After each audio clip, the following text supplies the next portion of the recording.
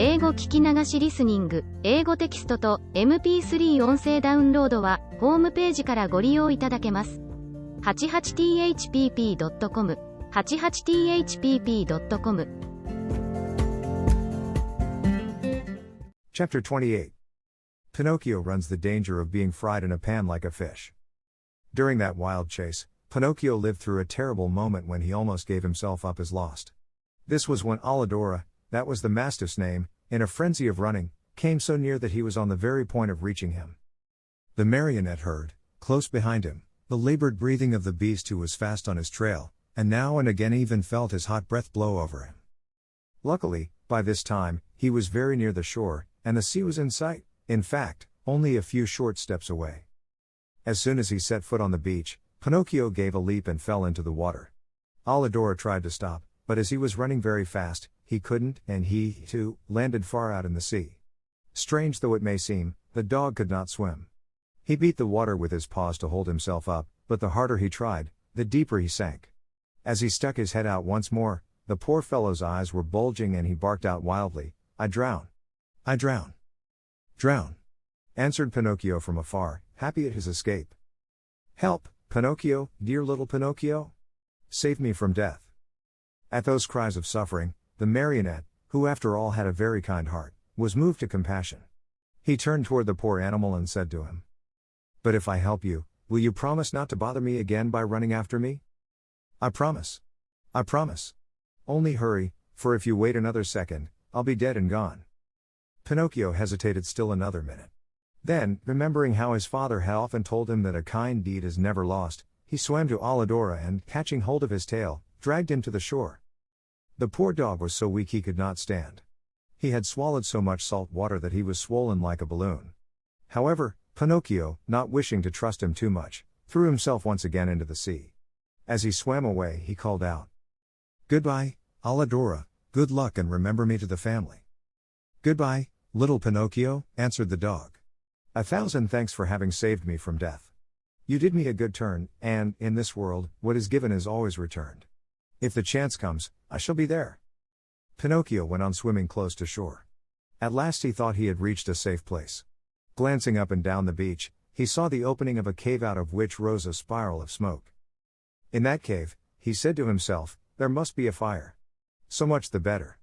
I'll dry my clothes and warm myself, and then, well. His mind made up, Pinocchio swam to the rocks, but as he started to climb, he felt something under him lifting him up higher and higher. He tried to escape, but he was too late. To his great surprise, he found himself in a huge net, amid a crowd of fish of all kinds and sizes, who were fighting and struggling desperately to free themselves. At the same time, he saw a fisherman come out of the cave, a fisherman so ugly that Pinocchio thought he was a sea monster. In place of hair, his head was covered by a thick bush of green grass. Green was the skin of his body, green were his eyes, green was the long, long beard that reached down to his feet. He looked like a giant lizard with legs and arms. When the fisherman pulled the net out of the sea, he cried out joyfully, "Blessed Providence! Once more I'll have a fine meal of fish." "Thank heaven, I'm not a fish," said Pinocchio to himself, trying with these words to find a little courage. The fisherman took the net and the fish to the cave, a dark, gloomy, smoky place. In the middle of it, a pan full of oil sizzled over a smoky fire, sending out a repelling odor of tallow that took away one's breath. "Now, let's see what kind of fish we have caught today," said the green fisherman. He put a hand as big as a spade into the net and pulled out a handful of mullets. "Fine mullets, these," he said, after looking at them and smelling them with pleasure. After that, he threw them into a large, empty tub. Many times he repeated this performance. As he pulled each fish out of the net, his mouth watered with the thought of the good dinner coming, and he said, "Fine fish, these bass. Very tasty, these whitefish. Delicious flounders, these. What splendid crabs. And these dear little anchovies, with their heads still on." As you can well imagine, the bass, the flounders, the whitefish, and even the little anchovies all went together into the tub to keep the mullets company. The last to come out of the net was Pinocchio. As soon as the fisherman pulled him out, his green eyes opened wide with surprise, and he cried out in fear, "What kind of fish is this? I don't remember ever eating anything like it." He looked at him closely and after turning him over and over, he said at last, "I understand. He must be a crab." Pinocchio, mortified at being taken for a crab, said resentfully. What nonsense! A crab indeed! I am no such thing. Beware how you deal with me. I am a marionette, I want you to know. A marionette? Asked the fisherman. I must admit that a marionette fish is, for me, an entirely new kind of fish. So much the better. I'll eat you with greater relish. Eat me? But can't you understand that I'm not a fish? Can't you hear that I speak and think as you do? It's true, answered the fisherman, but since I see that you are a fish, well able to talk and think as I do, I'll treat you with all due respect. And that is? That, as a sign of my particular esteem, I'll leave to you the choice of the manner in which you are to be cooked. Do you wish to be fried in a pan, or do you prefer to be cooked with tomato sauce? To tell you the truth, answered Pinocchio, if I must choose, I should much rather go free so I may return home. Are you fooling? Do you think that I want to lose the opportunity to taste such a rare fish? A marionette fish does not come very often to these seas. Leave it to me. I'll fry you in the pan with the others. I know you'll like it. It's always a comfort to find oneself in good company. The unlucky marionette, hearing this, began to cry and wail and beg. With tears streaming down his cheeks, he said, How much better it would have been for me to go to school. I did listen to my playmates and now I am paying for it. Oh. Oh. Oh. And as he struggled and squirmed like an eel to escape from him, the green fisherman took a stout cord and tied him hand and foot, and threw him into the bottom of the tub with the others. Then he pulled a wooden bowl full of flour out of a cupboard and started to roll the fish into it, one by one. When they were white with it, he threw them into the pan. The first to dance in the hot oil were the mullets, the bass followed, then the whitefish, the flounders, and the anchovies. Pinocchio's turn came last. Seeing himself so near to death, and such a horrible death, he began to tremble so with fright that he had no voice left with which to beg for his life. The poor boy beseeched only with his eyes. But the green fisherman, not even noticing that it was he, turned him over and over in the flour until he looked like a marionette made of chalk. Then he took him by the head and. Chapter 29. Pinocchio returns to the fairy's house and she promises him that, on the morrow, he will cease to be a marionette and become a boy. A wonderful party of coffee and milk to celebrate the great event. Mindful of what the fisherman had said, Pinocchio knew that all hope of being saved had gone. He closed his eyes and waited for the final moment. Suddenly, a large dog, attracted by the odor of the boiling oil, came running into the cave. Get out, cried the fisherman threateningly and still holding on to the marionette, who was all covered with flour. But the poor dog was very hungry, and whining and wagging his tail, he tried to say, Give me a bite of the fish and I'll go in peace. Get out, I say, repeated the fisherman. And he drew back his foot to give the dog a kick. Then the dog, who, being really hungry, would take no refusal, turned in a rage toward the fisherman and bared his terrible fangs. And at that moment, a pitiful little voice was heard saying, Save me, Alladora, if you don't, I fry. The dog immediately recognized Pinocchio's voice. Great was his surprise to find that the voice came from the little flour-covered bundle that the fisherman held in his hand. Then what did he do? With one great leap, he grasped that bundle in his mouth and, holding it lightly between his teeth, ran through the door and disappeared like a flash. The fisherman, angry at seeing his meal snatched from under his nose, ran after the dog, but a bad fit of coughing made him stop and turn back. Meanwhile, Alladora, as soon as he had found the road which led to the village, stopped and dropped Pinocchio softly to the ground. How much I do thank you, said the marionette. It is not necessary, answered the dog. You saved me once, and what is given is always returned. We are in this world to help one another. But how did you get in that cave? I was lying here on the sand more dead than alive, when an appetizing odor of fried fish came to me. That odor tickled my hunger and I followed it. Oh, if I had come a moment later. Don't speak about it, wailed Pinocchio, still trembling with fright. Don't say a word. If you had come a moment later, I would be fried, eaten and digested by this time. Brrrr. I shiver at the mere thought of it. Alladora laughingly held out his paw to the marionette, who shook it heartily, feeling that now he and the dog were good friends. Then they bid each other goodbye and the dog went home. Pinocchio, left alone, walked toward a little hut nearby, where an old man sat at the door sunning himself, and asked, Tell me, good man, have you heard anything of a poor boy with a wounded head, whose name was Eugene? The boy was brought to this hut and Now he is dead? Pinocchio interrupted sorrowfully. No, he is now alive and he has already returned home. Really? Really? Cried the marionette, jumping around with joy. Then the wound was not serious? But it might have been, and even mortal, answered the old man, for a heavy book was thrown at his head. And who threw it? A schoolmate of his, a certain Pinocchio. And who is this Pinocchio? Asked the marionette, feigning ignorance. They say he is a mischief maker, a tramp, a street urchin. Calumnies. All calumnies. Do you know this Pinocchio? By sight, answered the marionette. And what do you think of him? Asked the old man. I think he's a very good boy, fond of study, obedient, kind to his father, and to his whole family. As he was telling all these enormous lies about himself, Pinocchio touched his nose and found it twice as long as it should be. Scared out of his wits, he cried out, "Don't listen to me, good man. All the wonderful things I have said are not true at all. I know Pinocchio well, and he is indeed a very wicked fellow, lazy and disobedient, who instead of going to school, runs away with his playmates to have a good time." At this speech, his nose returned to its natural size. "Why are you so pale?" the old man asked suddenly. "Let me tell you. Without knowing it, I rubbed myself against a newly painted wall," he lied, ashamed to say that he had been made ready for the frying pan. "What have you done with your coat and your hat and your breeches?" "I met thieves and they robbed me. Tell me, my good man, have you not, perhaps, a little suit to give me, so that I may go home?" "My boy, as for clothes, I have only a bag in which I keep hops. If you want it, take it. There it is." Pinocchio did not wait for him to repeat his words. He took the bag, which happened to be empty, and after cutting a big hole at the top and two at the sides, he slipped into it as if it were a shirt. Lightly clad as he was, he started out toward the village. Along the way he felt very uneasy.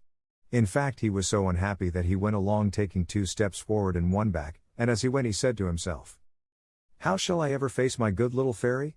What will she say when she sees me? Will she forgive this last trick of mine? I am sure she won't. Oh, no, she won't. And I deserve it, as usual. For I am a rascal, fine on promises which I never keep." He came to the village late at night. It was so dark he could see nothing, and it was raining pitchforks. Pinocchio went straight to the fairy's house, firmly resolved to knock at the door. When he found himself there, he lost courage and ran back a few steps. A second time he came to the door and again he ran back. A third time he repeated his performance. The fourth time, before he had time to lose his courage, he grasped the knocker and made a faint sound with it. He waited and waited and waited. Finally, after a full half-hour, a top-floor window, the house had 4 stories, opened and Pinocchio saw a large snail look out. A tiny light glowed on top of her head. "Who knocks at this late hour?" she called. "Is the fairy home?" asked the marionette.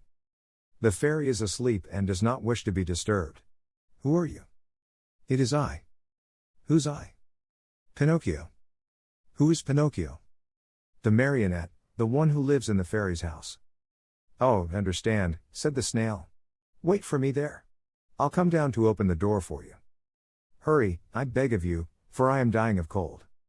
"My boy, I am a snail and snails are never in a hurry." An hour passed, 2 hours, and the door was still closed. Pinocchio, who was trembling with fear and shivering from the cold rain on his back, knocked a second time, this time louder than before. At that second knock, a window on the 3rd floor opened and the same snail looked out. "Dear little snail," cried Pinocchio from the street. "I have been waiting 2 hours for you. And 2 hours on a dreadful night like this are as long as 2 years. Hurry, please." "My boy," answered the snail in a calm, peaceful voice, "my dear boy, I am a snail and snails are never in a hurry." And the window closed. A few minutes later midnight struck, then 1 o'clock, 2 o'clock. And the door still remained closed. Then Pinocchio, losing all patience, grabbed the knocker with both hands, fully determined to awaken the whole house and street with it. As soon as he touched the knocker, however, it became an eel and wiggled away into the darkness. "Really?" cried Pinocchio, blind with rage. "If the knocker is gone, I can still use my feet." He stepped back and gave the door a most solemn kick. He kicked so hard that his foot went straight through the door and his leg followed almost to the knee.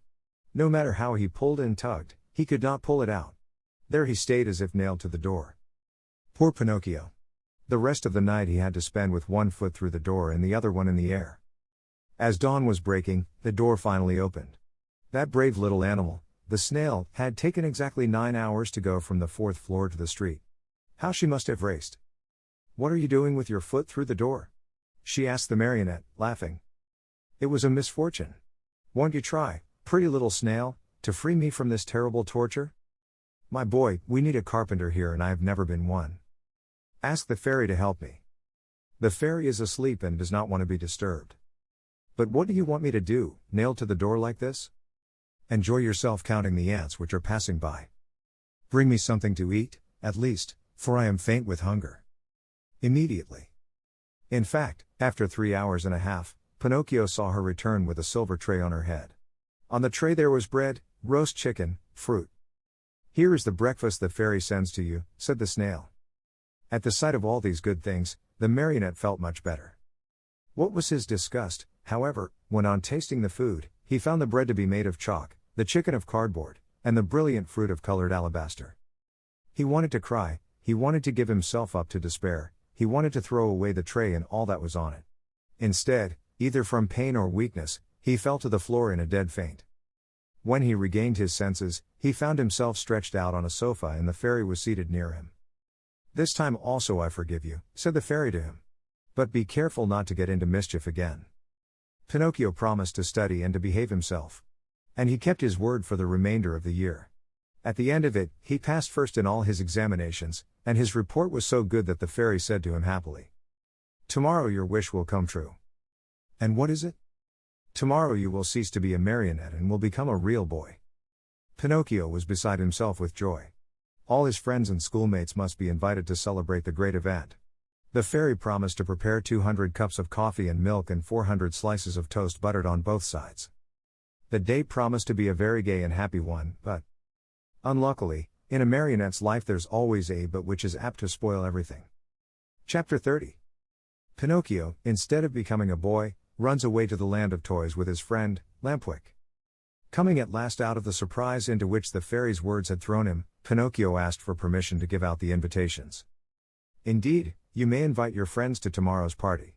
Only remember to return home before dark. Do you understand? I'll be back in 1 hour without fail, answered the marionette. Take care, Pinocchio. Boys give promises very easily, but they as easily forget them. But I am not like those others. When I give my word I keep it. We shall see. In case you do disobey, you will be the one to suffer, not anyone else. Why? Because boys who do not listen to their elders always come to grief. I certainly have, said Pinocchio, but from now on, I obey. We shall see if you are telling the truth. Without adding another word, the marionette bade the good fairy goodbye, and singing and dancing, he left the house. In a little more than an hour, all his friends were invited. Some accepted quickly and gladly. Others had to be coaxed, but when they heard that the toast was to be buttered on both sides, they all ended by accepting the invitation with the words, "We'll come to please you." Now it must be known that, among all his friends, Pinocchio had one whom he loved most of all. The boy's real name was Romeo, but everyone called him Lampwick, for he was long and thin and had a woebegone look about him. Lampwick was the laziest boy in the school and the biggest mischief maker, but Pinocchio loved him dearly. That day, he went straight to his friend's house to invite him to the party, but Lampwick was not at home. He went a second time, and again a third, but still without success. Where could he be? Pinocchio searched here and there and everywhere, and finally discovered him hiding near a farmer's wagon. "What are you doing there?" asked Pinocchio, running up to him. "I am waiting for midnight to strike to go." "Where?" "Far, far away. And I have gone to your house 3 times to look for you." "What did you want from me?" "Haven't you heard the news? Don't you know what good luck is mine?" "What is it?" "Tomorrow I end my days as a marionette and become a boy, like you and all my other friends. May it bring you luck.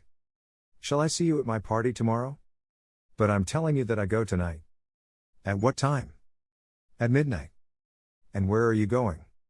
"To a real country, the best in the world, a wonderful place." "What is it called?" "It is called the Land of Toys. Why don't you come, too?" "I? Oh no. You are making a big mistake, Pinocchio. Believe me, if you don't come, you'll be sorry. Where can you find a place that will agree better with you and me? No schools, no teachers, no books. In that blessed place there is no such thing as study. Here, it is only on Saturdays that we have no school. In the Land of Toys, every day, except Sunday, is a Saturday. Vacation begins on the 1st of January and ends on the last day of December. That is the place for me. All countries should be like it. How happy we should all be. But how does one spend the day in the land of toys? Days are spent in play and enjoyment from morn till night. At night one goes to bed, and next morning, the good times begin all over again. What do you think of it? Said Pinocchio, nodding his wooden head, as if to say, it's the kind of life which would agree with me perfectly. Do you want to go with me, then? Yes or no? You must make up your mind. No, and again no. I have promised my kind fairy to become a good boy, and I want to keep my word. Just see, the sun is setting and I must leave you and run. Goodbye and good luck to you. Where are you going in such a hurry? Home. My good fairy wants me to return home before night. Wait 2 minutes more. It's too late. Only 2 minutes. And if the fairy scolds me? Let her scold. After she gets tired, she will stop, said Lampwick. Are you going alone or with others? Alone? There will be more than 100 of us. Will you walk? At midnight the wagon passes here that is to take us within the boundaries of that marvelous country. How I wish midnight would strike. Why? To see you all set out together. Stay here a while longer and you will see us. No. I want to return home. Wait 2 more minutes. I have waited too long as it is. The fairy will be worried. Poor fairy. Is she afraid the bats will eat you up? Listen, Lampwick, said the marionette, are you really sure that there are no schools in the land of toys? Not even the shadow of one. Not even one teacher? Not one. And one does not have to study. Never. What a great land, said Pinocchio, feeling his mouth water. What a beautiful land. I have never been there, but I can well imagine it. Why don't you come, too? It is useless for you to tempt me. I told you I promised my good fairy to behave myself, and I am going to keep my word. Goodbye, then, and remember me to the grammar schools, to the high schools, and even to the colleges if you meet them on the way. Goodbye, Lampwick. Have a pleasant trip, enjoy yourself, and remember your friends once in a while. With these words, the marionette started on his way home. Turning once more to his friend, he asked him, But are you sure that, in that country, each week is composed of 6 Saturdays and 1 Sunday? Very sure. And that vacation begins on the 1st of January and ends on the 31st of December? Very sure. What a great country! Repeated Pinocchio, puzzled as to what to do. Then, in sudden determination, he said hurriedly, Goodbye for the last time, and good luck. Goodbye. How soon will you go? Within 2 hours. What a pity. If it were only 1 hour, I might wait for you. And the fairy? By this time I'm late, and 1 hour more or less makes very little difference. Poor Pinocchio. And if the fairy scolds you? Oh, I'll let her scold. After she gets tired, she will stop. In the meantime, the night became darker and darker. All at once in the distance a small light flickered. A queer sound could be heard, soft as a little bell, and faint and muffled like the buzz of a faraway mosquito. There it is, cried Lampwick, jumping to his feet. What? Whispered Pinocchio. The wagon which is coming to get me. For the last time, are you coming or not? But is it really true that in that country boys never have to study? Never. What a wonderful, beautiful, marvelous country. Chapter 31. After 5 months of play, Pinocchio wakes up one fine morning and finds a great surprise awaiting him. Finally the wagon arrived. It made no noise, for its wheels were bound with straw and rags. It was drawn by 12 pair of donkeys, all of the same size, but all of different color. Some were gray, others white, and still others a mixture of brown and black. Here and there were a few with large yellow and blue stripes. The strangest thing of all was that those 24 donkeys, instead of being iron-shod like any other beast of burden, had on their feet laced shoes made of leather, just like the ones boys wear. And the driver of the wagon? Imagine to yourselves a little, fat man, much wider than he was long, round and shiny as a ball of butter, with a face beaming like an apple, a little mouth that always smiled, and a voice small and wheedling like that of a cat begging for food. No sooner did any boy see him than he fell in love with him, and nothing satisfied him but to be allowed to ride in his wagon to that lovely place called the Land of Toys. In fact, the wagon was so closely packed with boys of all ages that it looked like a box of sardines. They were uncomfortable, They were piled one on top of the other, they could hardly breathe, yet not one word of complaint was heard. The thought that in a few hours they would reach a country where there were no schools, no books, no teachers, made these boys so happy that they felt neither hunger, nor thirst, nor sleep, nor discomfort. No sooner had the wagon stopped than the little fat man turned to Lampwick. With bows and smiles, he asked in a wheedling tone, "Tell me, my fine boy, do you also want to come to my wonderful country?" "Indeed I do. But I warn you, my little dear, there's no more room in the wagon. It is full." "Never mind," answered Lampwick. "If there's no room inside, I can sit on the top of the coach." And with one leap, he perched himself there. "What about you, my love?" asked the little man, turning politely to Pinocchio. "What are you going to do? Will you come with us, or do you stay here?" "I stay here," answered Pinocchio. "I want to return home, as I prefer to study and to succeed in life." "May that bring you luck." "Pinocchio," Lampwick called out, "listen to me. Come with us and we'll always be happy." "No, no, no. Come with us and we'll always be happy," cried 4 other voices from the wagon. "Come with us and we'll always be happy," shouted the 100 and more boys in the wagon, all together. "And if I go with you, what will my good fairy say?" asked the marionette, who was beginning to waver and weaken in his good resolutions. "Don't worry so much.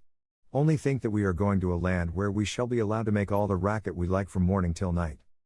Pinocchio did not answer, but sighed deeply once, twice, a third time. Finally, he said, "Make room for me. I want to go, too."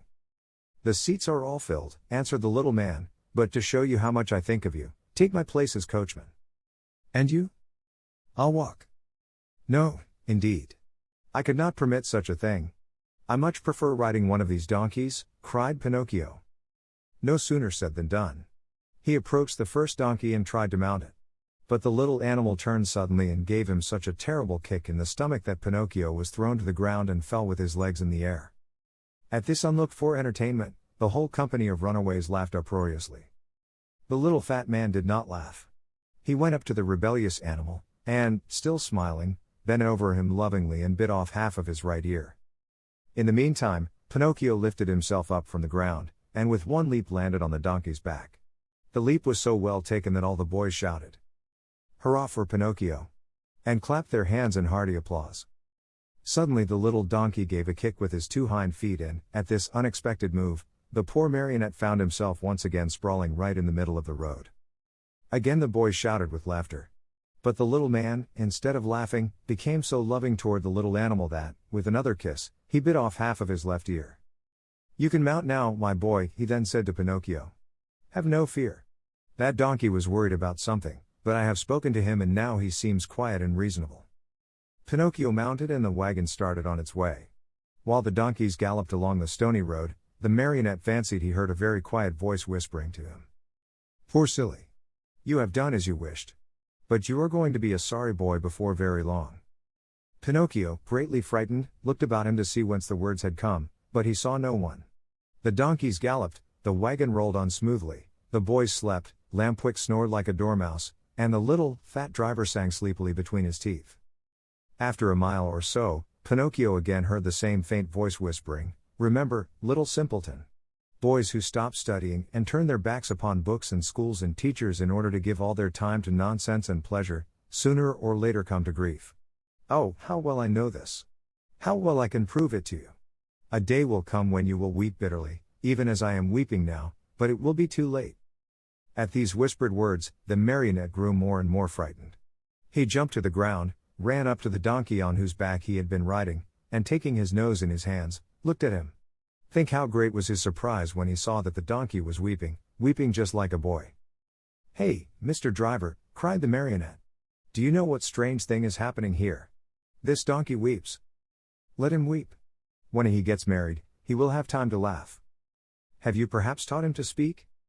"No, he learned to mumble a few words when he lived for 3 years with a band of trained dogs." "Poor beast." "Come, come," said the little man, "do not lose time over a donkey that can weep. Mount quickly and let us go. The night is cool and the road is long." Pinocchio obeyed without another word. The wagon started again. Toward dawn the next morning they finally reached that much longed-for country, the land of toys. This great land was entirely different from any other place in the world. Its population, large though it was composed wholly of boys. The oldest were about 14 years of age, the youngest, 8. In the street, there was such a racket, such shouting, such blowing of trumpets, that it was deafening. Everywhere groups of boys were gathered together. Some played at marbles, at hopscotch, at ball. Others rode on bicycles or on wooden horses. Some played at blindman's buff, others at tag. Here a group played circus, there another sang and recited. A few turned somersaults, others walked on their hands with their feet in the air. Generals in full uniform leading regiments of cardboard soldiers passed by. Laughter, shrieks, howls, catcalls, hand-clapping followed this parade. One boy made a noise like a hen, another like a rooster, and a third imitated a lion in his den. Altogether they created such a pandemonium that it would have been necessary for you to put cotton in your ears. The squares were filled with small wooden theaters, overflowing with boys from morning till night, and on the walls of the houses, written with charcoal, were words like these: "Hurrah for the land of toys. Down with arithmetic. No more school." As soon as they had set foot in that land, Pinocchio, Lampwick, and all the other boys who had traveled with them started out on a tour of investigation. They wandered everywhere, they looked into every nook and corner, house and theater. They became everybody's friend. Who could be happier than they? What with entertainments and parties, the hours, the days, the weeks passed like lightning. "Oh, a beautiful life this is," said Pinocchio each time that, by chance, he met his friend Lampwick. "Was I right or wrong?" answered Lampwick. "And to think you did not want to come. To think that even yesterday the idea came into your head to return home to see your fairy and to start studying again. If today you are free from pencils and books and school, you owe it to me, to my advice, to my care. Do you admit it? Only true friends count, after all." "It's true, Lampwick, it's true. If today I am a really happy boy, it is all because of you. And to think that the teacher, when speaking of you, used to say, 'Do not go with that Lampwick. He is a bad companion and some day he will lead you astray.'" "Poor teacher," answered the other, nodding his head. "Indeed I know how much he disliked me and how he enjoyed speaking ill of me. But I am of a generous nature, and I gladly forgive him." "Great soul," said Pinocchio, fondly embracing his friend. 5 months passed and the boys continued playing and enjoying themselves from morn till night, without ever seeing a book, or a desk, or a school. But, my children, there came a morning when Pinocchio awoke and found a great surprise awaiting him, a surprise which made him feel very unhappy, as you shall see. Chapter 32. Pinocchio's ears become like those of a donkey. In a little while he changes into a real donkey and begins to bray. Everyone, at one time or another, has found some surprise awaiting him. Of the kind which Pinocchio had on that eventful morning of his life, there are but few. What was it? I will tell you, my dear little readers. On awakening, Pinocchio put his hand up to his head and there he found. Yes. He found that, during the night, his ears had grown at least 10 full inches. You must know that the marionette, even from his birth, had very small ears, so small indeed that to the naked eye they could hardly be seen. Fancy how he felt when he noticed that overnight those 2 dainty organs had become as long as shoe brushes. He went in search of a mirror, but not finding any, he just filled a basin with water and looked at himself. There he saw what he never could have wished to see. His manly figure was adorned and enriched by a beautiful pair of donkey's ears. I leave you to think of the terrible grief, the shame, the despair of the poor marionette. He began to cry, to scream, to knock his head against the wall, but the more he shrieked, the longer and the more hairy grew his ears. At those piercing shrieks, a dormouse came into the room, a fat little dormouse, who lived upstairs. Seeing Pinocchio so grief-stricken, she asked him anxiously, "What is the matter, dear little neighbor?" "I am sick, my little dormouse, very, very sick, and from an illness which frightens me. Do you understand how to feel the pulse?" "A little." "Feel mine then and tell me if I have a fever." The dormouse took Pinocchio's wrist between her paws and, after a few minutes, looked up at him sorrowfully and said, "My friend, I am sorry, but I must give you some very sad news." "What is it?" "You have a very bad fever." "But what fever is it?" "The donkey fever." "I don't know anything about that fever," answered the marionette, beginning to understand even too well what was happening to him. "Then I will tell you all about it," said the dormouse. "Know then that, within 2 or 3 hours, you will no longer be a marionette, nor a boy." "What shall I be?" "Within 2 or 3 hours you will become a real donkey, just like the ones that pull the fruit carts to market." "Oh, what have I done? What have I done? Cried Pinocchio, grasping his two long ears in his hands and pulling and tugging at them angrily, just as if they belonged to another. My dear boy, answered the Dormouse to cheer him up a bit, why worry now? What is done cannot be undone, you know. Fate has decreed that all lazy boys who come to hate books and schools and teachers and spend all their days with toys and games must sooner or later turn into donkeys. But is it really so? Asked the Marionette, sobbing bitterly. I am sorry to say it is. And tears now are useless. You should have thought of all this before. But the fault is not mine. Believe me, little Dormouse, the fault is all Lampwick's. And who is this Lampwick? A classmate of mine. I wanted to return home. I wanted to be obedient. I wanted to study and to succeed in school, but Lampwick said to me, why do you want to waste your time studying? Why do you want to go to school? Come with me to the land of toys. There we'll never study again. There we can enjoy ourselves and be happy from morn till night. And why did you follow the advice of that false friend? Why? Because, my dear little Dormouse, I am a heedless marionette, heedless and heartless. Oh! If I had only had a bit of heart, I should never have abandoned that good fairy, who loved me so well and who has been so kind to me. And by this time, I should no longer be a marionette. I should have become a real boy, like all these friends of mine. Oh, if I meet Lampwick I am going to tell him what I think of him, and more, too. After this long speech, Pinocchio walked to the door of the room. But when he reached it, remembering his donkey ears, he felt ashamed to show them to the public and turned back. He took a large cotton bag from a shelf, put it on his head, and pulled it far down to his very nose. Thus adorned, he went out. He looked for Lampwick everywhere, along the streets, in the squares, inside the theaters, everywhere, but he was not to be found. He asked everyone whom he met about him, but no one had seen him. In desperation, he returned home and knocked at the door. Who is it? Asked Lampwick from within. It is I, answered the Marionette. Wait a minute. After a full half hour the door opened. Another surprise awaited Pinocchio. There in the room stood his friend, with a large cotton bag on his head, pulled far down to his very nose. At the sight of that bag, Pinocchio felt slightly happier and thought to himself, my friend must be suffering from the same sickness that I am. I wonder if he, too, has donkey fever? But pretending he had seen nothing, he asked with a smile. How are you, my dear Lampwick? Very well. Like a mouse in a Parmesan cheese. Is that really true? Why should I lie to you? I beg your pardon, my friend, but why then are you wearing that cotton bag over your ears? The doctor has ordered it because one of my knees hurts. And you, dear Marionette, why are you wearing that cotton bag down to your nose? The doctor has ordered it because I have bruised my foot. Oh, my poor Pinocchio. Oh, my poor Lampwick. An embarrassingly long silence followed these words, during which time the two friends looked at each other in a mocking way. Finally the Marionette, in a voice sweet as honey and soft as a flute, said to his companion. Tell me, Lampwick, dear friend, have you ever suffered from an earache? Never. And you? Never. Still, since this morning my ear has been torturing me. So has mine. Yours, too? And which ear is it? Both of them. And yours? Both of them, too. I wonder if it could be the same sickness. I'm afraid it is. Will you do me a favor, Lampwick? Gladly. With my whole heart. Will you let me see your ears? Why not? But before I show you mine, I want to see yours, dear Pinocchio. No. You must show yours first. No, my dear. Yours first, then mine. Well, then, said the Marionette, let us make a contract. Let's hear the contract. Let us take off our caps together. All right? All right. Ready then. Pinocchio began to count, 1, 2, 3. At the word 3, the two boys pulled off their caps and threw them high in air. And then a scene took place which is hard to believe, but it is all too true.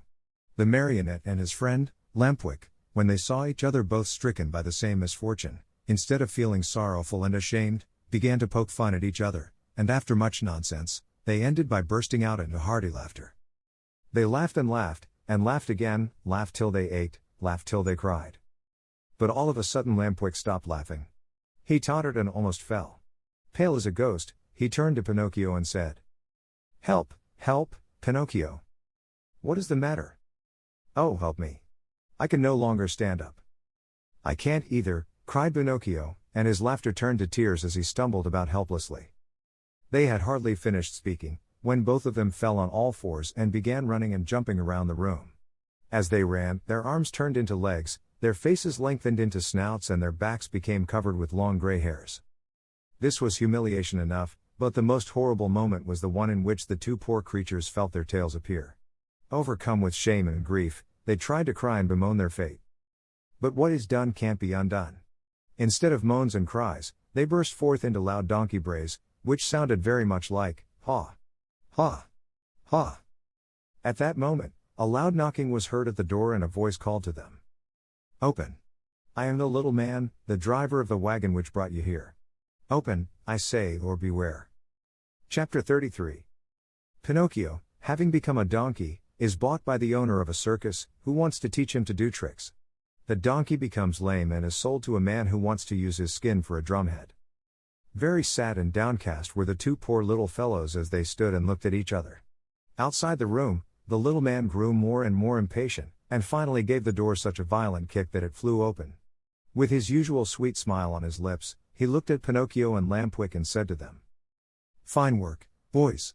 You have brayed well, so well that I recognized your voices immediately, and here I am." On hearing this, the two donkeys bowed their heads in shame, dropped their ears, and put their tails between their legs. At first, the little man petted and caressed them and smoothed down their hairy coats. Then he took out a currycomb and worked over them till they shone like glass. Satisfied with the looks of the two little animals, he bridled them and took them to a marketplace far away from the land of toys, in the hope of selling them at a good price. In fact, he did not have to wait very long for an offer. Lampwick was bought by a farmer whose donkey had died the day before. Pinocchio went to the owner of a circus, who wanted to teach him to do tricks for his audiences. And now do you understand what the little man's profession was? This horrid little being, whose face shone with kindness, went about the world looking for boys. Lazy boys, boys who hated books, boys who wanted to run away from home, boys who were tired of school, all these were his joy and his fortune. He took them with him to the land of toys and let them enjoy themselves to their heart's content. When, after months of all play and no work, they became little donkeys, he sold them on the marketplace. In a few years, he had become a millionaire. What happened to Lampwick? My dear children, I do not know. Pinocchio, I can tell you, met with great hardships even from the first day. After putting him in a stable, his new master filled his manger with straw, but Pinocchio, after tasting a mouthful, spat it out. Then the man filled the manger with hay. But Pinocchio did not like that any better. "Ah, you don't like hay either?" he cried angrily. "Wait, my pretty donkey, I'll teach you not to be so particular." Without more ado, he took a whip and gave the donkey a hearty blow across the legs. Pinocchio screamed with pain, and as he screamed he brayed, "Ha! Ha! Ha! I can't digest straw." "Then eat the hay," answered his master, who understood the donkey perfectly. "Ha! Ha! Ha! Hay gives me a headache." "Do you pretend, by any chance, that I should feed you duck or chicken?" asked the man again, and, angrier than ever, he gave poor Pinocchio another lashing. At that second beating, Pinocchio became very quiet and said no more. After that, the door of the stable was closed and he was left alone. It was many hours since he had eaten anything and he started to yawn from hunger. As he yawned, he opened a mouth as big as an oven. Finally, not finding anything else in the manger, he tasted the hay. After tasting it, he chewed it well, closed his eyes, and swallowed it. "This hay is not bad," he said to himself. "But how much happier I should be if I had studied. Just now, instead of hay, I should be eating some good bread and butter." Patience. Next morning, when he awoke, Pinocchio looked in the manger for more hay, but it was all gone. He had eaten it all during the night. He tried the straw, but, as he chewed away at it, he noticed to his great disappointment that it tasted neither like rice nor like macaroni. "Patience," he repeated as he chewed. "If only my misfortune might serve as a lesson to disobedient boys who refuse to study. Patience. Have patience." "Patience indeed," shouted his master just then, as he came into the stable. "Do you think, perhaps, my little donkey, that I have brought you here only to give you food and drink? Oh no. You are to help me earn some fine gold pieces, do you hear? Come along, now. I am going to teach you to jump and bow, to dance a waltz and a polka, and even to stand on your head." Poor Pinocchio, whether he liked it or not, had to learn all these wonderful things, But it took him 3 long months and cost him many, many lashings before he was pronounced perfect. The day came at last when Pinocchio's master was able to announce an extraordinary performance. The announcements, posted all around the town, and written in large letters, read thus. Great spectacle tonight, leaps and exercises by the great artists and the famous horses of the company. First public appearance of the famous donkey called Pinocchio, the star of the dance dash. The theater will be as light as day. That night, as you can well imagine, the theater was filled to overflowing 1 hour before the show was scheduled to start. Not an orchestra chair could be had, not a balcony seat, nor a gallery seat, not even for their weight in gold. The place swarmed with boys and girls of all ages and sizes, wriggling and dancing about in a fever of impatience to see the famous donkey dance. When the first part of the performance was over, the owner and manager of the circus, in a black coat, white knee breeches, and patent leather boots, presented himself to the public and in a loud, pompous voice made the following announcement. Most honored friends, gentlemen and ladies. Your humble servant, the manager of this theater, presents himself before you tonight in order to introduce to you the greatest, the most famous donkey in the world, a donkey that has had the great honor in his short life of performing before the kings and queens and emperors of all the great courts of Europe. We thank you for your attention. This speech was greeted by much laughter and applause. And the applause grew to a roar when Pinocchio, the famous donkey, appeared in the circus ring. He was handsomely arrayed. A new bridle of shining leather with buckles of polished brass was on his back, 2 white camellias were tied to his ears, ribbons and tassels of red silk adorned his mane, which was divided into many curls. A great sash of gold and silver was fastened around his waist, and his tail was decorated with ribbons of many brilliant colors. He was a handsome donkey indeed. The manager, when introducing him to the public, added these words. Most honored audience. I shall not take your time tonight to tell you of the great difficulties which I have encountered while trying to tame this animal, since I found him in the wilds of Africa. Observe, I beg of you, the savage look of his eye. All the means used by centuries of civilization in subduing wild beasts failed in this case. I had finally to resort to the gentle language of the whip in order to bring him to my will. With all my kindness, however, I never succeeded in gaining my donkey's love. He is still today as savage as the day I found him. He still fears and hates me. But I have found in him one great redeeming feature. Do you see this little bump on his forehead? It is this bump which gives him his great talent of dancing and using his feet as nimbly as a human being. Admire him, O signori, and enjoy yourselves. I let you, now, be the judges of my success as a teacher of animals. Before I leave you, I wish to state that there will be another performance tomorrow night. If the weather threatens rain, the great spectacle will take place at 11 o'clock in the morning. The manager bowed and then turned to Pinocchio and said, Ready, Pinocchio. Before starting your performance, salute your audience. Pinocchio obediently bent his 2 knees to the ground and remained kneeling until the manager, with the crack of the whip, cried sharply, Walk. The donkey lifted himself on his 4 feet and walked around the ring. A few minutes passed and again the voice of the manager called. Quick step. And Pinocchio obediently changed his step. Gallop. And Pinocchio galloped. Full speed. And Pinocchio ran as fast as he could. As he ran, the master raised his arm and a pistol shot rang in the air. At the shot, the little donkey fell to the ground as if he were really dead. A shower of applause greeted the donkey as he arose to his feet. Cries and shouts and hand clappings were heard on all sides. At all that noise, Pinocchio lifted his head and raised his eyes. There, in front of him, in a box sat a beautiful woman. Around her neck she wore a long gold chain, from which hung a large medallion. On the medallion was painted the picture of a marionette. That picture is of me. That beautiful lady is my fairy, said Pinocchio to himself, recognizing her. He felt so happy that he tried his best to cry out. Oh, my fairy. My own fairy. But instead of words, a loud braying was heard in the theater, so loud and so long that all the spectators, men, women, and children, but especially the children, burst out laughing. Then, in order to teach the donkey that it was not good manners to bray before the public, the manager hit him on the nose with the handle of the whip. The poor little donkey stuck out a long tongue and licked his nose for a long time in an effort to take away the pain. And what was his grief when, on looking up toward the boxes, he saw that the fairy had disappeared. He felt himself fainting, his eyes filled with tears, and he wept bitterly. No one knew it, however, least of all the manager, who, cracking his whip, cried out, Bravo, Pinocchio! Now show us how gracefully you can jump through the rings. Pinocchio tried 2 or 3 times, but each time he came near the ring, he found it more to his taste to go under it.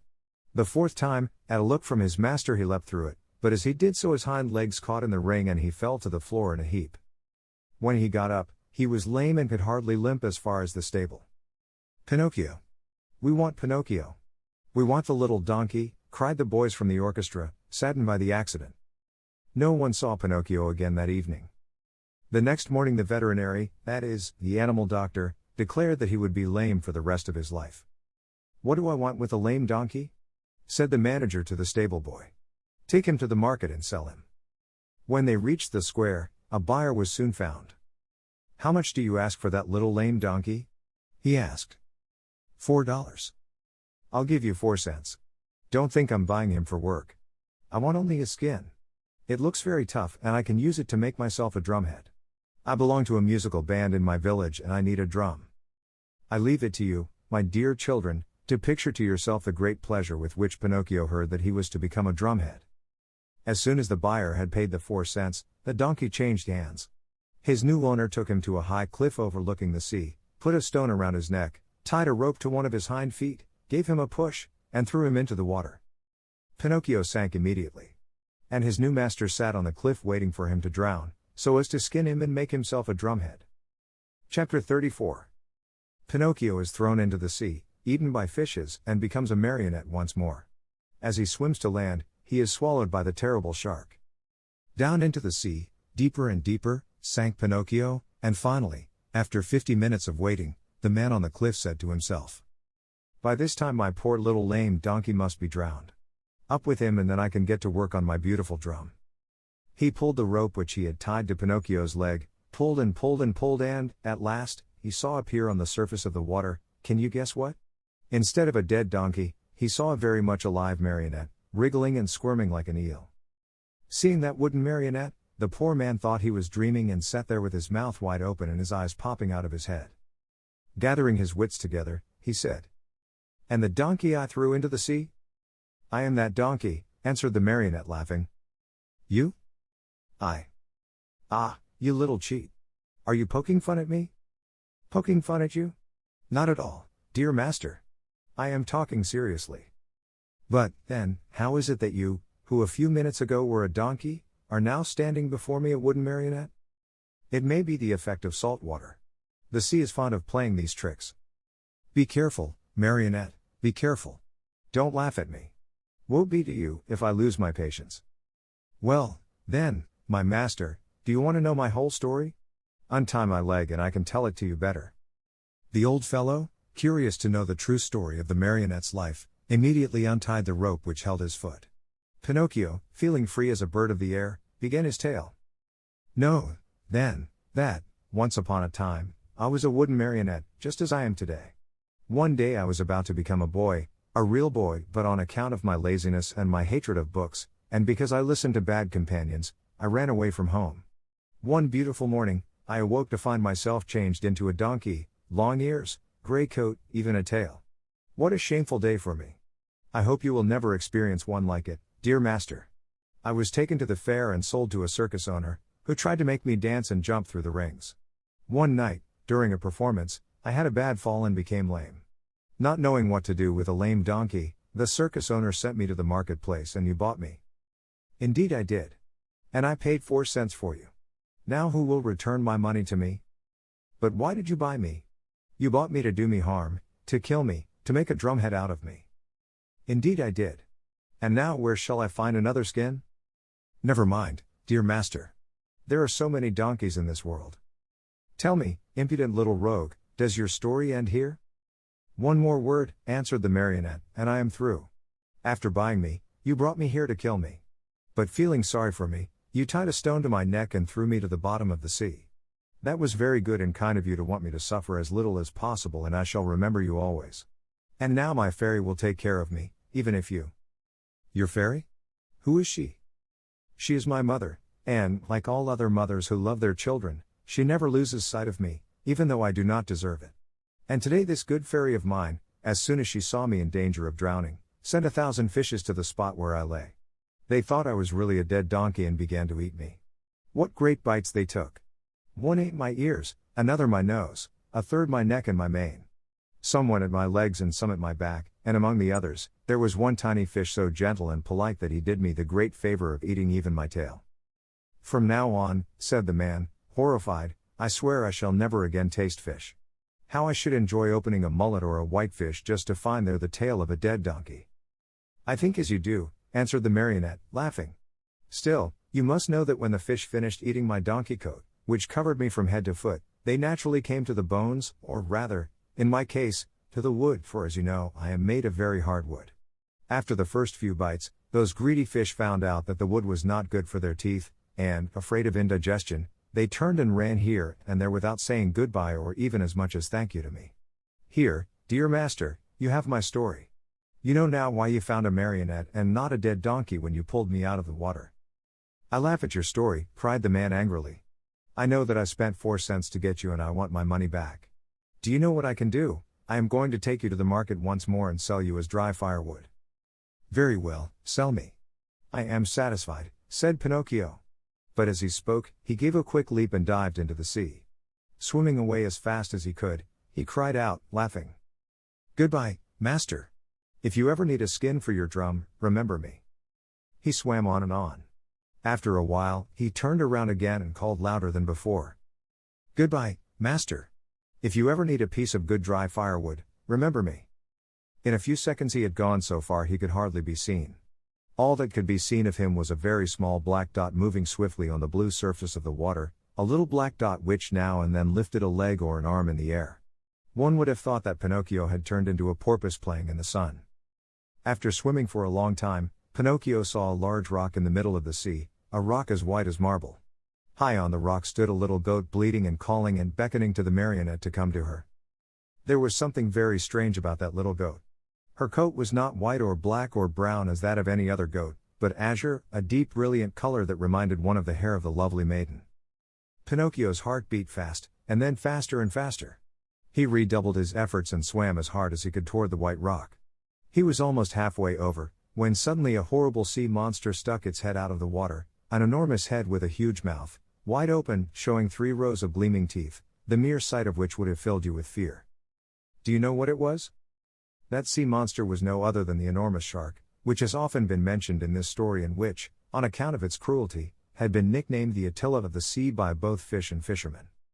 Poor Pinocchio. The sight of that monster frightened him almost to death. He tried to swim away from him, to change his path, to escape, but that immense mouth kept coming nearer and nearer. Hasten, Pinocchio, I beg you. Bleated the little goat on the high rock. And Pinocchio swam desperately with his arms, his body, his legs, his feet.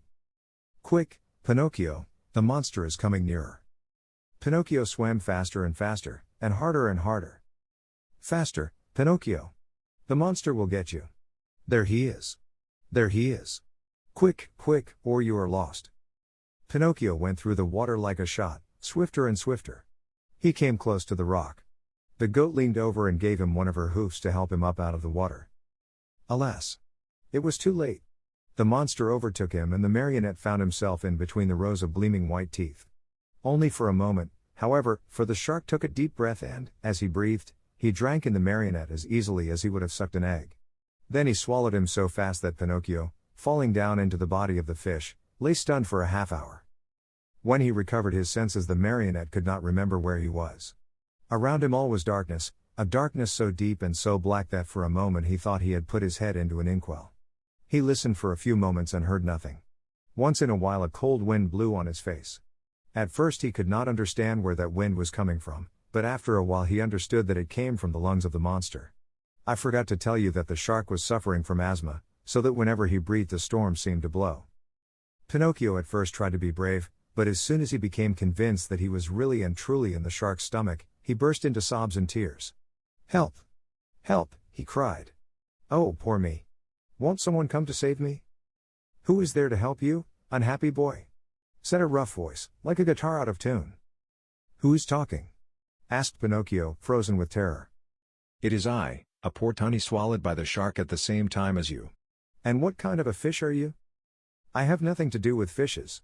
I am a marionette. If you are not a fish, why did you let this monster swallow you? I didn't let him. He chased me and swallowed me without even a by your leave. And now what are we to do here in the dark? Wait until the shark has digested us both, I suppose. But I don't want to be digested, shouted Pinocchio, starting to sob. Neither do I, said the tunny, but I am wise enough to think that if one is born a fish, it is more dignified to die under the water than in the frying pan. What nonsense, cried Pinocchio. Mine is an opinion, replied the tunny, and opinions should be respected. But I want to get out of this place. I want to escape. Go, if you can. Is this shark that has swallowed us very long? Asked the marionette. His body, not counting the tail, is almost a mile long. While talking in the darkness, Pinocchio thought he saw a faint light in the distance. What can that be? He said to the tunny. Some other poor fish, waiting as patiently as we to be digested by the shark. I want to see him. He may be an old fish and may know some way of escape. I wish you all good luck, dear marionette. Goodbye, tunny. Goodbye, marionette, and good luck. When shall I see you again? Who knows? It is better not to think about it. Chapter 35. In the shark's body Pinocchio finds whom? Read this chapter, my children, and you will know. Pinocchio, as soon as he had said goodbye to his good friend, the tunny, tottered away in the darkness and began to walk as well as he could toward the faint light which glowed in the distance. As he walked his feet splashed in a pool of greasy and slippery water, which had such a heavy smell of fish fried in oil that Pinocchio thought it was Lent. The farther on he went, the brighter and clearer grew the tiny light. On and on he walked till finally he found, I give you 1,000 guesses, my dear children. He found a little table set for dinner and lighted by a candle stuck in a glass bottle, and near the table sat a little old man, white as the snow, eating live fish.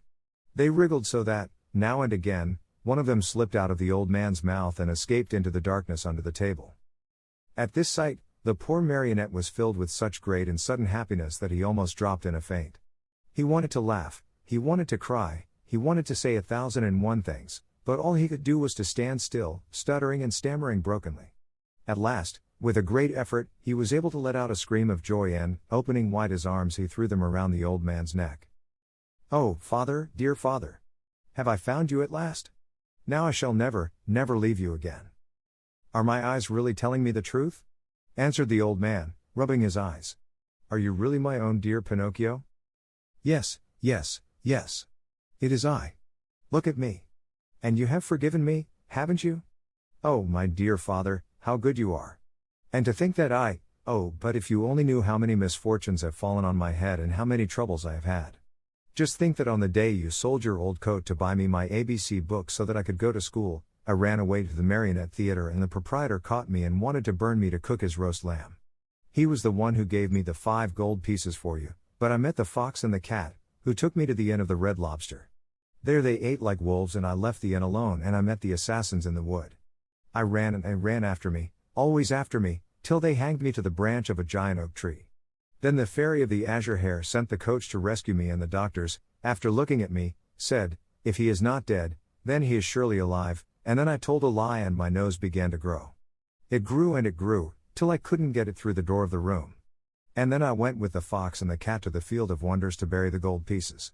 The parrot laughed at me and, instead of 2,000 gold pieces, I found none.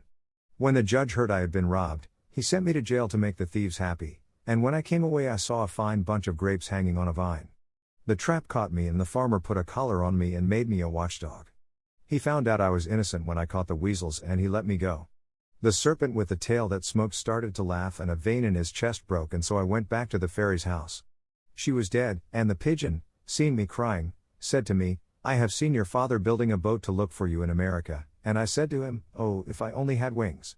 And he said to me, do you want to go to your father? And I said, perhaps, but how? And he said, get on my back. I'll take you there.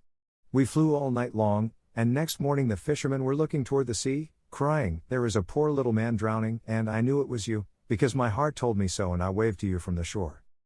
I knew you also, put in Geppetto, and I wanted to go to you, but how could I? The sea was rough and the whitecaps overturned the boat. Then a terrible shark came up out of the sea and, as soon as he saw me in the water, swam quickly toward me, put out his tongue, and swallowed me as easily as if I had been a chocolate peppermint.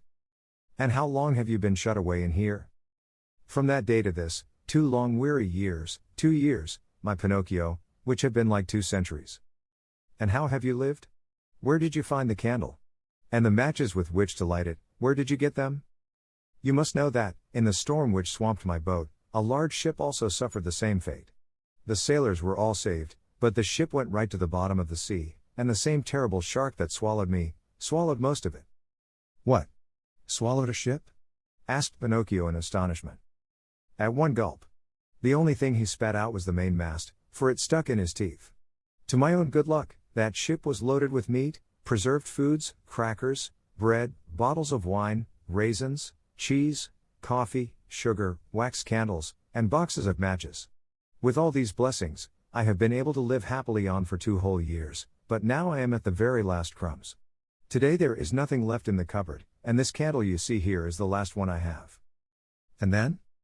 "And then, my dear, we'll find ourselves in darkness." "Then, my dear father," said Pinocchio, "there is no time to lose. We must try to escape." "Escape? How?" "We can run out of the shark's mouth and dive into the sea." "You speak well, but I cannot swim, my dear Pinocchio." "Why should that matter? You can climb on my shoulders and I, who am a fine swimmer, will carry you safely to the shore." "Dreams, my boy," answered Geppetto, shaking his head and smiling sadly. "Do you think it possible for a marionette, a yard high, to have the strength to carry me on his shoulders and swim? Try it and see. And in any case, if it is written that we must die, we shall at least die together." Not adding another word, Pinocchio took the candle in his hand and going ahead to light the way, he said to his father, "Follow me and have no fear." They walked a long distance through the stomach and the whole body of the shark. When they reached the throat of the monster, they stopped for a while to wait for the right moment in which to make their escape. I want you to know that the shark, being very old and suffering from asthma and heart trouble, was obliged to sleep with his mouth open. Because of this, Pinocchio was able to catch a glimpse of the sky filled with stars, as he looked up through the open jaws of his new home. "The time has come for us to escape," he whispered, turning to his father. "The shark is fast asleep. The sea is calm and the night is as bright as day. Follow me closely, dear father, and we shall soon be saved." No sooner said than done. They climbed up the throat of the monster till they came to that immense open mouth. There they had to walk on tiptoes, for if they tickled the shark's long tongue he might awaken, and where would they be then? The tongue was so wide and so long that it looked like a country road. The two fugitives were just about to dive into the sea when the shark sneezed very suddenly and, as he sneezed, he gave Pinocchio and Geppetto such a jolt that they found themselves thrown on their backs and dashed once more and very unceremoniously into the stomach of the monster. To make matters worse, the candle went out and father and son were left in the dark. "And now?" asked Pinocchio with a serious face. "Now we are lost." "Why lost?" "Give me your hand, dear father, and be careful not to slip." "Where will you take me?" "We must try again. Come with me and don't be afraid." With these words Pinocchio took his father by the hand and, always walking on tiptoes, they climbed up the monster's throat for a second time. They then crossed the whole tongue and jumped over 3 rows of teeth. But before they took the last great leap, the marionette said to his father, "Climb on my back and hold on tightly to my neck. I'll take care of everything else." As soon as Geppetto was comfortably seated on his shoulders, Pinocchio, very sure of what he was doing, dived into the water and started to swim. The sea was like oil, the moon shone in all splendor, and the shark continued to sleep so soundly that not even a cannon shot would have awakened him. Chapter 36. Pinocchio finally ceases to be a marionette and becomes a boy. "My dear father, we are saved," cried the marionette. "All we have to do now is to get to the shore, and that is easy." Without another word, he swam swiftly away in an effort to reach land as soon as possible. All at once he noticed that Geppetto was shivering and shaking as if with a high fever. Was he shivering from fear or from cold? Who knows? Perhaps a little of both. But Pinocchio, thinking his father was frightened, tried to comfort him by saying, "Courage, father. In a few moments we shall be safe on land." "But where is that blessed shore?" asked the little old man, more and more worried as he tried to pierce the faraway shadows. "Here I am searching on all sides, and I see nothing but sea and sky." "I see the shore," said the marionette. "Remember, father, that I am like a cat. I see better at night than by day." Poor Pinocchio pretended to be peaceful and contented, but he was far from that. He was beginning to feel discouraged, his strength was leaving him, and his breathing was becoming more and more labored. He felt he could not go on much longer, and the shore was still far away. He swam a few more strokes. Then he turned to Geppetto and cried out weakly, "Help me, father! Help, for I am dying." Father and son were really about to drown when they heard a voice like a guitar out of tune call from the sea. "What is the trouble?" "It is I and my poor father." "I know the voice. You are Pinocchio." "Exactly. And you?"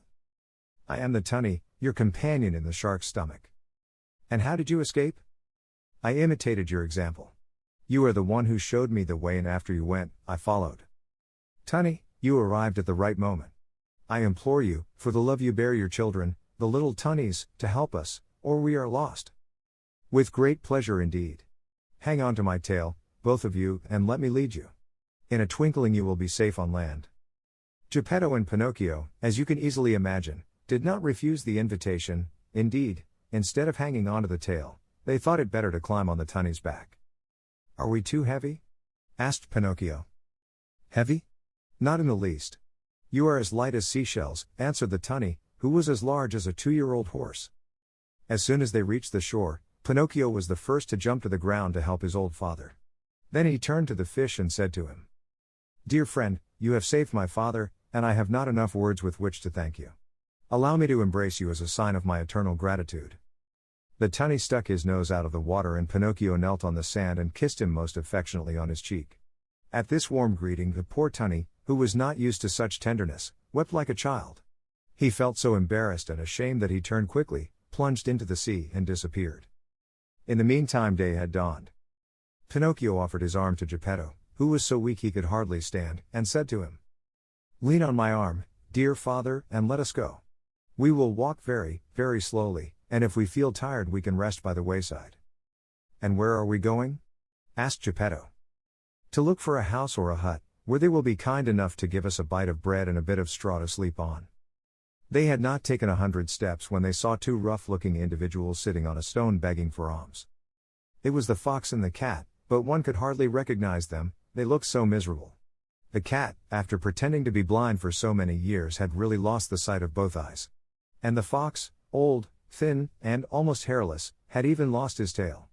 That sly thief had fallen into deepest poverty, and one day he had been forced to sell his beautiful tail for a bite to eat. "Oh, Pinocchio," he cried in a tearful voice. "Give us some alms, we beg of you. We are old, tired, and sick." "Sick?" repeated the cat. "Addio, false friends," answered the marionette. "You cheated me once, but you will never catch me again. Believe us. Today we are truly poor and starving." "Starving?" repeated the cat. "If you are poor, you deserve it. Remember the old proverb which says, 'Stolen money never bears fruit.'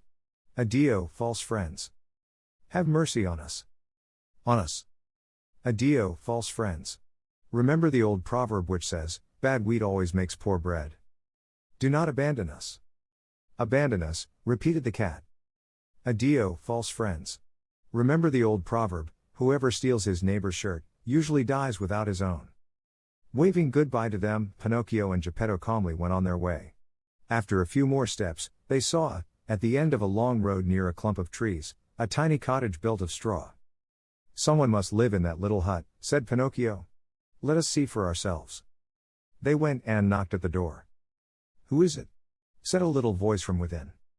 "A poor father and a poorer son, without food and with no roof to cover them," answered the marionette. "Turn the key and the door will open," said the same little voice. Pinocchio turned the key and the door opened. As soon as they went in, they looked here and there and everywhere but saw no one. "Oh, where is the owner of the hut?" cried Pinocchio, very much surprised. "Here I am, up here." Father and son looked up to the ceiling, and there on a beam sat the talking cricket.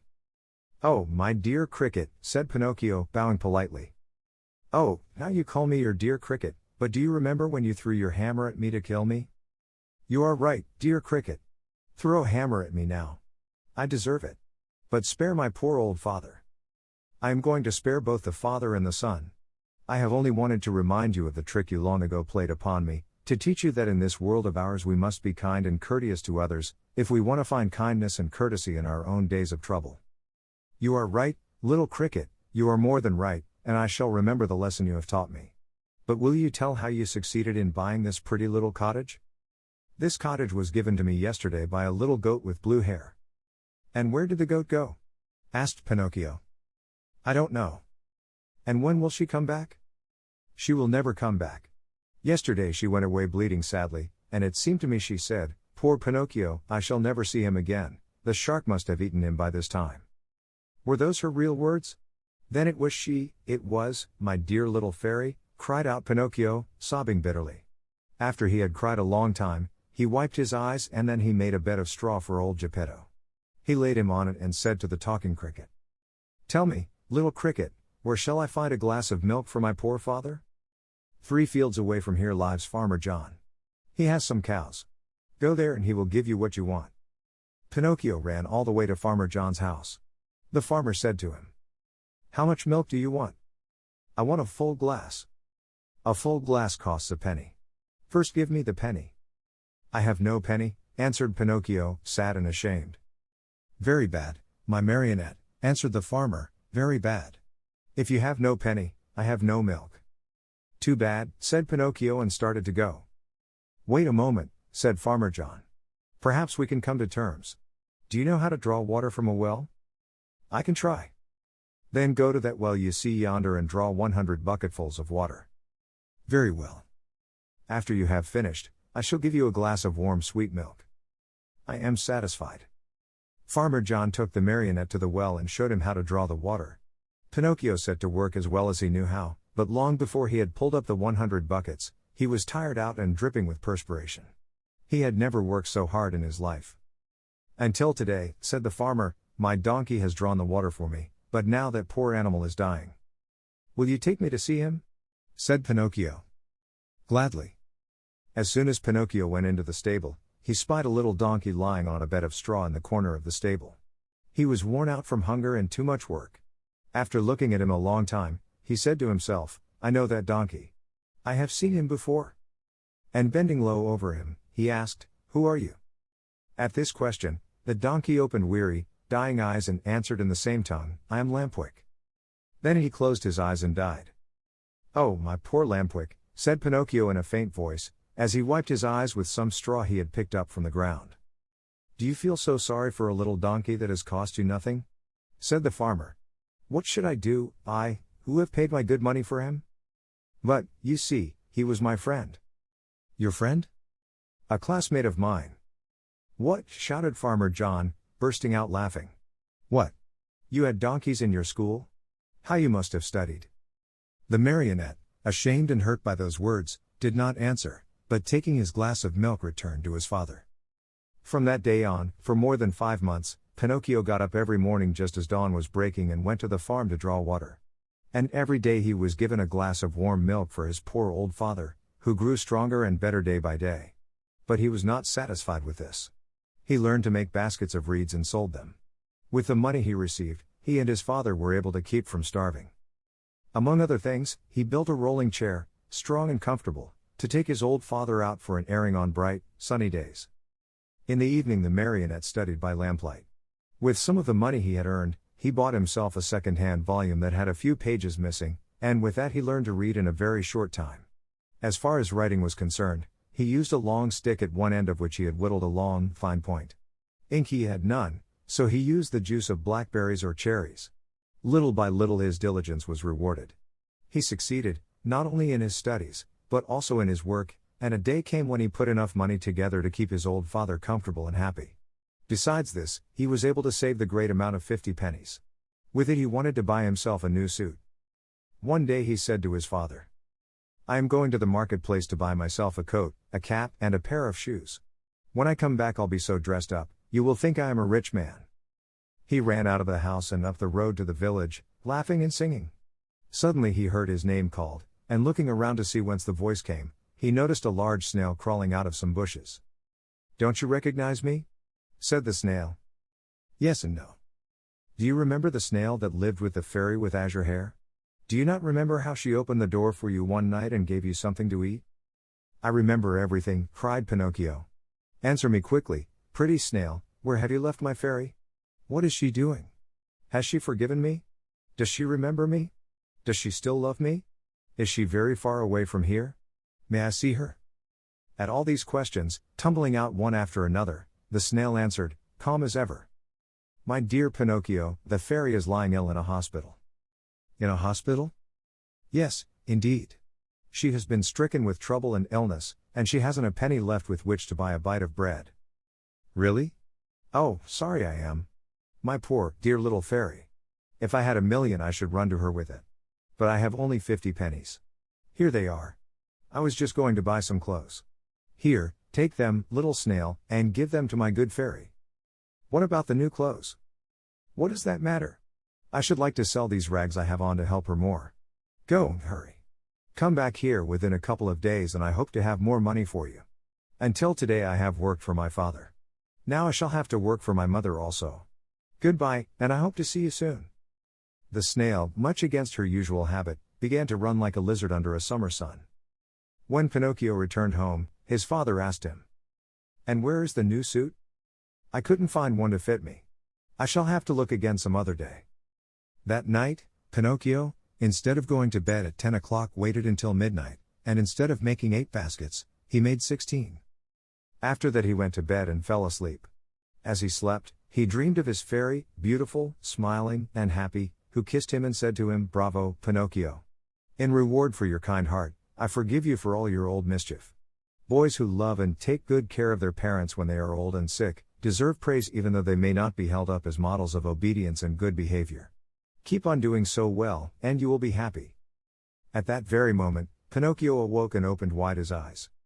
What was his surprise and his joy when, on looking himself over, he saw that he was no longer a marionette, but that he had become a real live boy. He looked all about him, and instead of the usual walls of straw, he found himself in a beautifully furnished little room, the prettiest he had ever seen.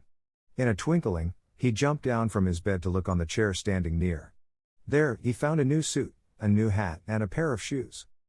As soon as he was dressed, he put his hands in his pockets and pulled out a little leather purse on which were written the following words: "The fairy with azure hair returns 50 pennies to her dear Pinocchio with many thanks for his kind heart." The marionette opened the purse to find the money, and behold, there were 50 gold coins. Pinocchio ran to the mirror. He hardly recognized himself. The bright face of a tall boy looked at him with wide-awake blue eyes, dark brown hair and happy, smiling lips. Surrounded by so much splendor, the marionette hardly knew what he was doing. He rubbed his eyes 2 or 3 times, wondering if he were still asleep or awake, and decided he must be awake. "And where is father?" he cried suddenly. He ran into the next room, and there stood Geppetto, grown years younger overnight, spick and span in his new clothes and gay as a lark in the morning. He was once more Master Geppetto, the wood carver, hard at work on a lovely picture frame, decorating it with flowers and leaves, and heads of animals. "Father, father, what has happened? Tell me if you can," cried Pinocchio, as he ran and jumped on his father's neck. "This sudden change in our house is all your doing, my dear Pinocchio," answered Geppetto. "What have I to do with it? Just this. When bad boys become good and kind, they have the power of making their homes gay and new with happiness.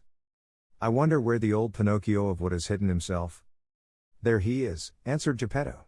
And he pointed to a large marionette leaning against a chair, head turned to one side, arms hanging limp, and legs twisted under him. After a long, long look, Pinocchio said to himself with great content, "How ridiculous I was as a marionette. And how happy I am, now that I have become a real boy." 英語聞き流しリスニング、英語テキストと MP3 音声ダウンロードは、ホームページからご利用いただけます。88thpp.com、88thpp.com